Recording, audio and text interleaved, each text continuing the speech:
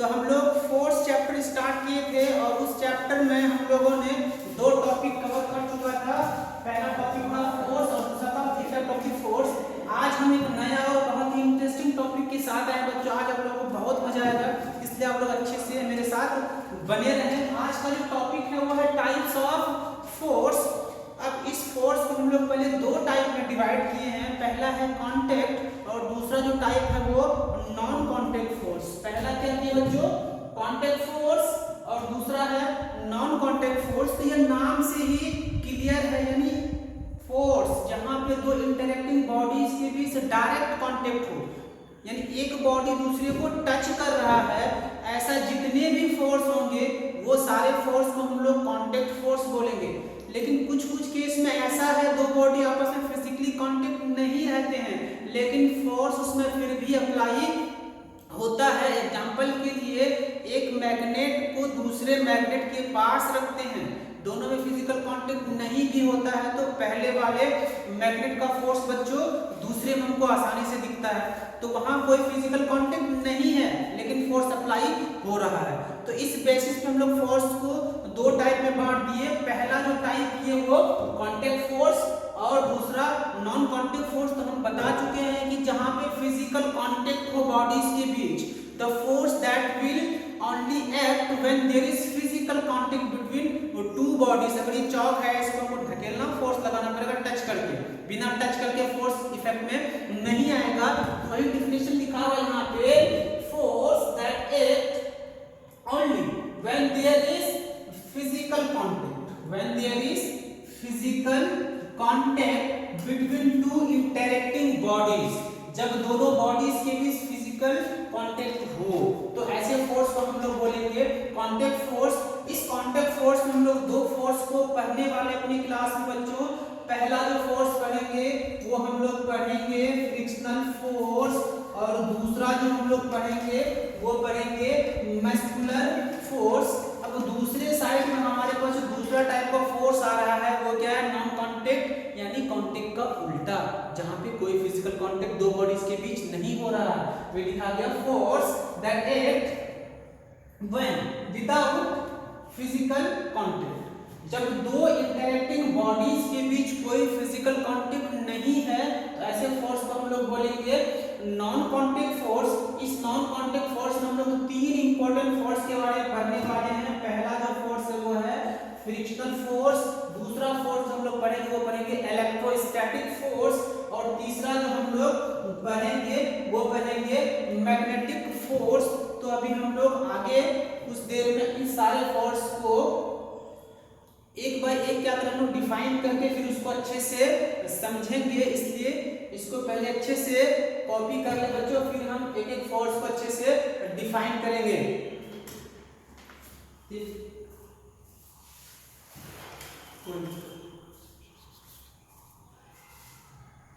Start.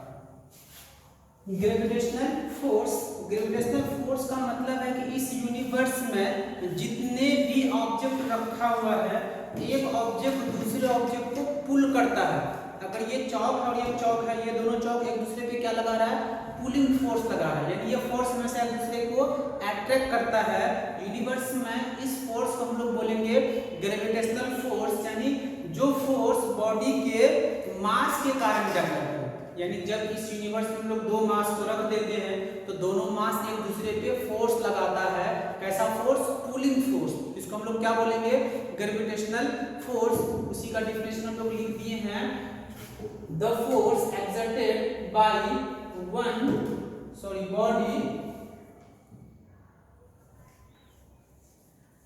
one body on other due to of masses is called gravitational force। तो यानी दो मास जब भी रखा रहता है दोनों बॉडीज के बीच क्या लगता है? ग्रेविटेशनल फोर्स लगता है। एग्जांपल के लिए अगर हमारे पास आम का पेड़ है, अगर आम टूटता है तो वो आम अपने अर्थ के तरफ गिरता है। क्यों? क्योंकि आम के पास भी मास है और अर्थ के पास भी मास है, तो अर्थ उस मैंगो को अपनी तरफ खींच रहा है। कौन से फोर्स से?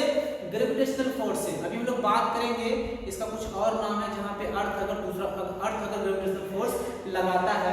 एक प्लैनेट दूसरे दूसरे प्लैनेट पे फोर्स लगा रहा है, दोनों प्लैनेट के पास मास है, तो दोनों के बीच फोर्स ऑफ अट्रैक्शन है और इस फोर्स ऑफ अट्रैक्शन को क्या बोलते हैं? Gravitational force. एग्जांपल के लिए अगर हमारे पास यहाँ पे एक बॉडी ए है और दूसरा बॉडी बी है, दोनों के सेंटर को जोड़ने वाला लाइन, दोनों के सेंटर को जोड़ने वाला एक लाइन है, तो इसी लाइन के अलाउंग दोनों ऑब्जेक्ट एक दूसरे पे क्या लगाएगा? फोर्स लगाएगा। अगर ये वाला ऑब्जेक्ट इस पे फोर्स लगाएगा तो किस डायरेक्शन में लगाएगा? इधर लगाएगा।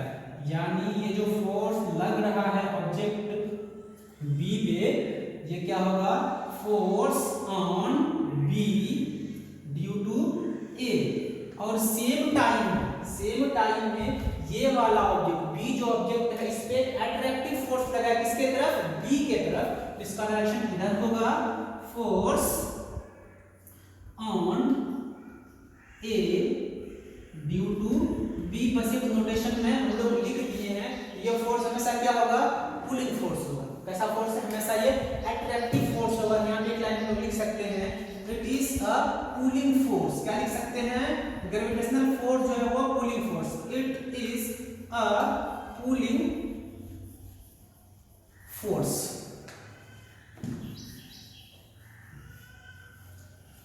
पुलिंग फोर्स यानी एक प्लैनेट दूसरे प्लैनेट को अट्रैक्ट कर रहा है, मून अर्थ के चारों ओर घूम रहा है, अर्थ सन के चारों ओर घूम रहा है, और दीस आर बिग मासेस, और इन दोनों मास के बीच जो फोर्स लगता है वही है ग्रेविटेशनल फोर्स।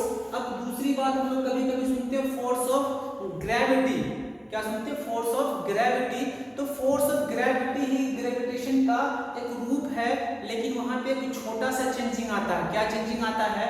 वहां पे एक ऑब्जेक्ट मास, एक ऑब्जेक्ट जो होगा अपना अर्थ होगा। अगर अर्थ किसी ऑब्जेक्ट पे फोर्स लगाए और उस फोर्स से अर्थ के सारे ऑब्जेक्ट को जो अपनी तरफ खींच रहा है, उस फोर्स को बोलते हैं फोर्स ऑफ ग्रेविटी। यानी gravitational pull exerted by earth on any object. Earth पे अगर बहुत सारा ऑब्जेक्ट है, अर्थ उस पे क्या लगा रहा है? ग्रेविटेशनल फोर्स लगा रहा है, उस फोर्स को बोला जाता है फोर्स ऑफ ग्रेविटी। ठीक है बच्चों, तो हम लोग यहाँ से क्या लिख सकते हैं? फोर्स ऑफ ग्रेविटी को, फोर्स ऑफ ग्रेविटी को लिखने के लिए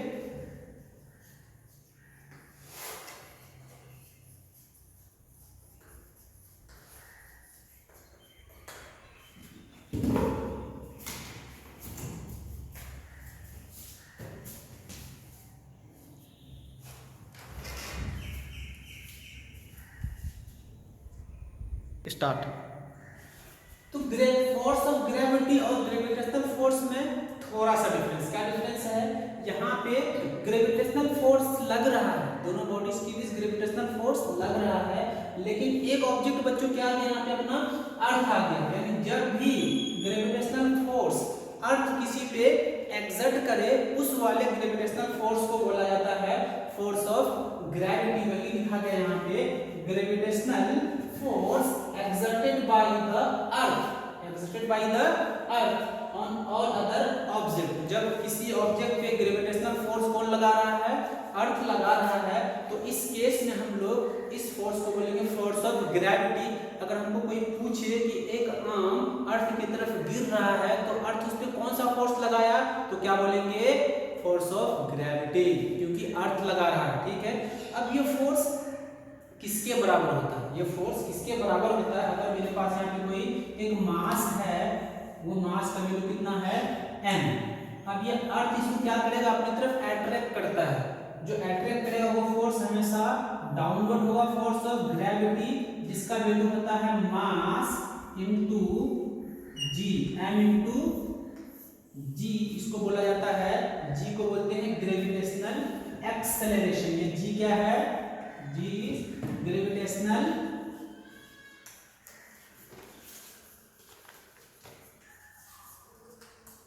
एक्सेलरेशन।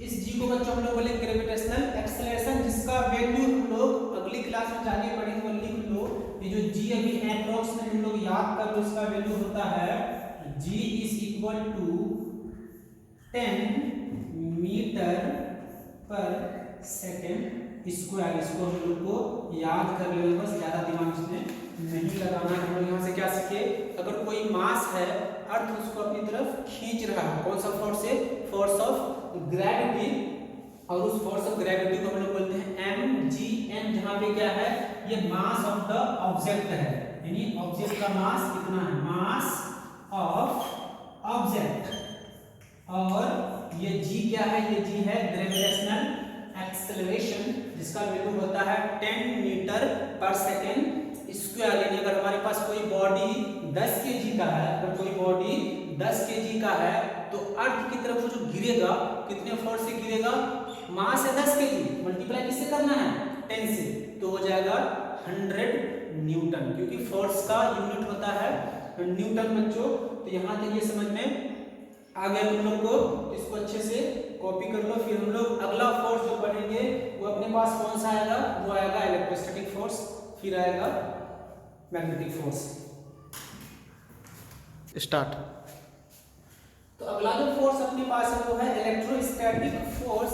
इलेक्ट्रोस्टैटिक फोर्स का मतलब है कि जब भी फोर्स कोई चार्ज बॉडी दूसरे बॉडी पे लगा, यानी कोई भी फोर्स जो चार्ज के कारण डेवलप हो। अभी हम लोग पढ़े थे ग्रेविटेशनल फोर्स, क्या पढ़े थे, ग्रेविटेशनल फोर्स जो मास के कारण डेवलप हो रहा था। लेकिन जो इलेक्ट्रोस्टैटिक फोर्स है, ये फोर्स डेवलप होता है चार्ज के कारण। किसके कारण, चार्ज के कारण डेवलप होता है, जिसको बोलते हैं इलेक्ट्रोस्टैटिक फोर्स, यानी the force that is exerted by a charge और charge body on other body, that is called electrostatic force. Example के लिए ये बहुत ही कॉमन सा एग्जांपल है बच्चों, जो हम लोग पढ़ते हैं, जब अपने पेन को अपने हेयर से रब करते हैं और उस पेन को छोटे छोटे कागज के टुकड़ों के पास लेके जाते हो, कागज का टुकड़ा डांस करते करते पेन पे आके चिपक रहा है। तो क्यों चिपक रहा है, क्योंकि जैसे पेन को हम रब किए वो पेन चार्ज हो गया, उस पेन को बोलेंगे चार्ज बॉडी।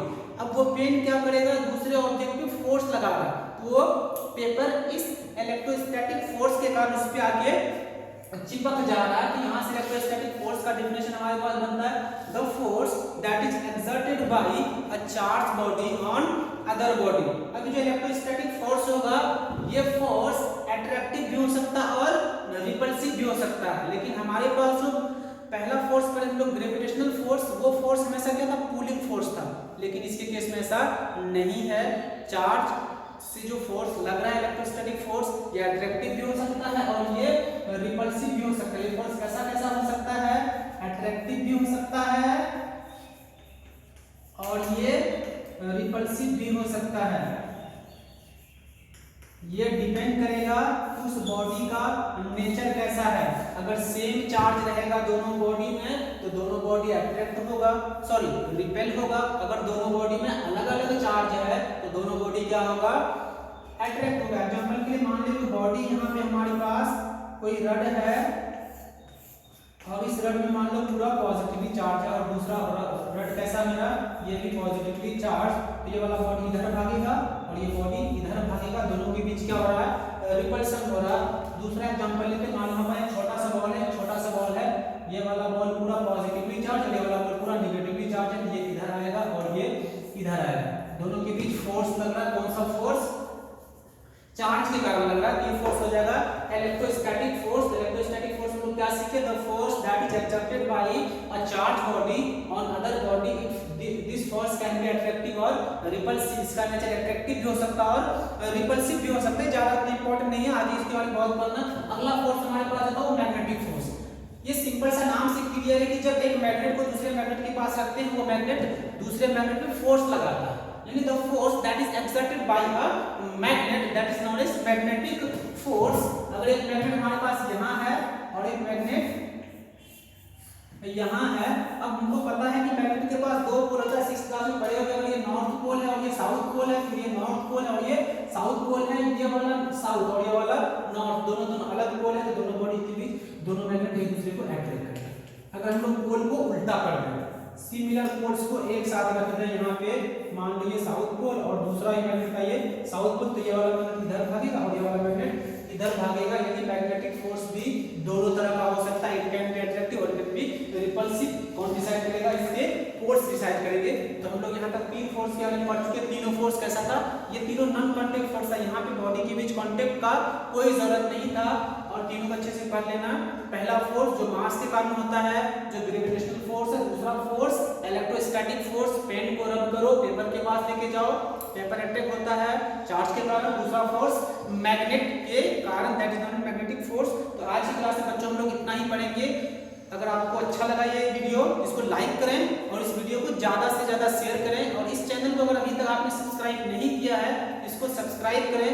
और असाइनमेंट के लिए, इस चैप्टर से रिलेटेड असाइनमेंट के लिए नीचे दिए गए लिंक पर क्लिक करें।